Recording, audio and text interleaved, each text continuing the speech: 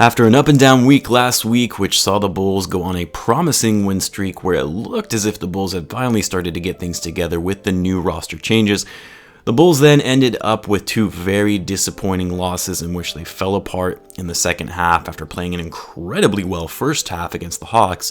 But then to make matters worse, the Bulls fell to the Timberwolves, the worst team in the NBA. Now the challenge is, the schedule is so condensed that the guys are going to have very little rest and practice time to continue building on that chemistry, which clearly they're still working on after the trades, and have very little time to figure it out because we're getting down to the wire here with less than 20 games left to go in the season.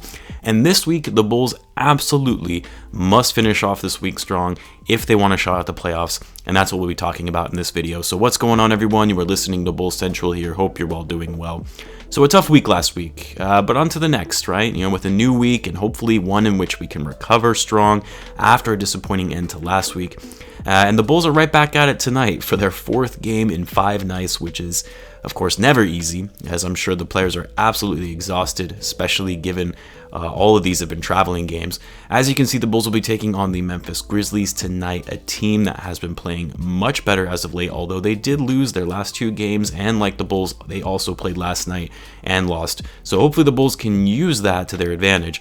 Then finally, they'll be heading home after the long road trip and taking on the Orlando Magic, which will be an interesting game given we'll get to see Wendell Carter Jr. and Otto Porter for the first time since being traded with Vucevic. Vucevic will be going against his former team as well. Then we'll face off against the Grizzlies for the second time on Friday, this time back in Chicago, and then to close out the week against the Cavs in a back-to-back on Saturday. So you look at the schedule and you think, these are winnable games. None of these teams are a contender. In fact, most are lottery bound. The best team is the Grizzlies, who are just barely above 500. So you would have to hope, anyway, that these will be some easy games for the Bulls to pick up in the win column. But we also know that, based on what we saw last week and what had happened, we know the Bulls play down to their competition. But let's start off with tonight's game against the Grizzlies. Both of these teams are coming off back-to-backs. The Grizzlies lost last night against the Pacers, which is unfortunate given the Bulls are in a playoff race with the Pacers. Both the Bulls and the Grizzlies have now lost 2 games in a row, so both teams are going to be coming out fighting and hungry for a win. And at least let's hope the Bulls' case that they'll be hungry also to actually come out for a win. We'll have to wait and see on that. Now, for the Grizzlies, this is a talented young team who hasn't even had one of their promising young players in Jaren Jackson Jr. at all this season. But they have, in my opinion, a future all-star and last year's Rookie of the Year in Ja Morant, although he has been struggling a little this year in terms of his overall efficiency, like we saw from last season. He has been scoring more this season, but at a much lower effective rate, shooting 44% from the field and a very poor 27% from 3. He is still an incredible player and athlete, and obviously can get very hot in a hurry and explode on offense. And of course, if there is one area the Bulls really struggle with, it is defending high-volume scoring point guards that are quick on offense. I mean, the Bulls obviously struggle on defense as a whole. That's been known all season, but if you look at their defensive rating against top scoring point guards in the league, it's significantly lower than what it normally is. So for this game, the Bulls have to prioritize and figure out a way to stay on Morant and stop him from getting easy buckets and driving to the hoop. Sato has to step on defense. Coby White, Lord help us, has to step up on defense against Morant. You may even need to put someone like Patrick Williams on Morant to ensure that he's not getting easy drives to the basket. On top of that, they have Jonas Valanciunas, who has been having a hell of a season, one of the best of his career, averaging 16.8 points, 12.7 rebounds on very, very efficient shooting, 57% from the field. The Grizzlies are a good rebounding team. They're currently 4th in the league and also a good passing team at 5th in the league in assists per game.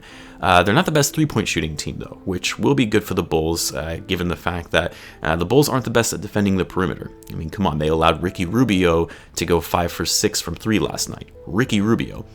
Then on Wednesday, the Bulls will be taking on the Orlando Magic, which normally I would say this should be an easy game since the Magic are one of the worst teams in the league, but because this is a team that the Bulls just made a recent trade with, and they're very much aware that the Bulls, the more that they lose, the higher the chances they have at getting a higher draft pick, the pick that the Bulls then traded, obviously, to the Magic in exchange for Vucevic, among other assets.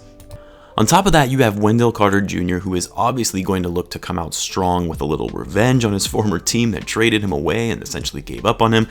We'll have to see what kind of fire and energy he comes out with, because we all know that Vucevic absolutely outworked him when the Bulls faced the Magic earlier this season. So I have a hard time seeing Wendell outplaying Vucevic, but we'll have to wait and see how that one goes. But I mean, after the Magic traded away Vucevic, Fournier, and Aaron Gordon, essentially their 3 best players, this is a bad team. I mean, when Terrence Ross is probably your best player on the team, or even Wendell for that matter, you're not going to win many games. So this is a game the Bulls absolutely have to win. No excuses. Then the Bulls will take on the Grizzlies again on Friday, this time back in Chicago. We already know what we need to do there: stay on Morant, box out Valanciunas, and expose his weak defense. Then we close out the week against the Cavs in a back-to-back on Saturday, and boy, the Bulls need to win this one, if anything for revenge after that embarrassing loss where the Bulls dropped an L against a shorthanded Cavs team without one of their best players in Colin Sexton. This was the game right before the trade deadline where most fans assumed it was a foregone conclusion that the Bulls would win this final game going into the trade deadline the following evening. And the Bulls did not show up to this game at all, with little energy, zero hustle in defense, poor shooting on offense, little ball movement, little communication on the floor. The game was a disaster, and hopefully we won't have to witness a game like that again and the Bulls can blow this one out. On top of that, at least at the time of this recording, and a lot of change can obviously happen between now and Saturday, but Jarrett Allen, for the Cavs center, has been out after being in concussion protocol, but it sounds like he will be able to return at some point this week. Colin Sexton is currently day-to-day. He did miss the Cavs' last game against the Pelicans, as well as Darius Garland, who is still day-to-day and missed the last game on top of that.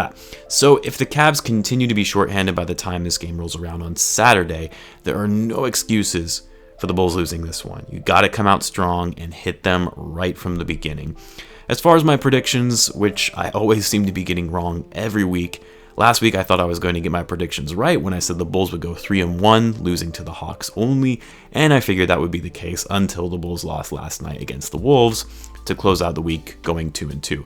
But for this week, I'm going with 3-1 again, with the Bulls losing one of the 2 games against the Grizzlies. I'm not quite sure which game that would actually be, but I wouldn't be surprised if they lose tonight, given this is their 4th game in 5 nights. And then, they'll close out the week with 3 straight wins. The Bulls have to beat the Magic and Cavs. These are 2 very bad teams, and you cannot afford bad losses as we wind down the season. I want to hear your guys' predictions, though. How do you think the Bulls will fare this week? Let me know in the comments. I'll also have a live chat for the game tonight against the Grizzlies, both on the channel and in the Discord. Be sure to check out the Discord. It is entirely free. There are no membership fees. And the community continues to grow there. We now have over 200 members. Be sure to subscribe if you're a Bulls fan, as I post daily Bulls content. Thanks again for tuning in, guys, and I will catch you in the next one.